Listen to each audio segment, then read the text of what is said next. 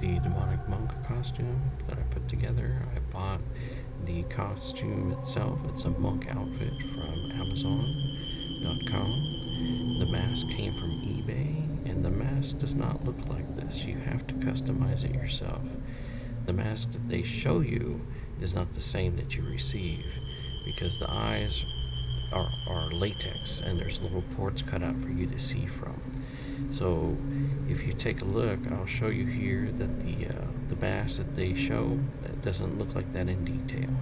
I had to add some acrylic black lighted paint to the teeth, to the eyes, and to the mouth, and then I just use regular paints for the dripping effect of the chin, of the blood, and the black goo.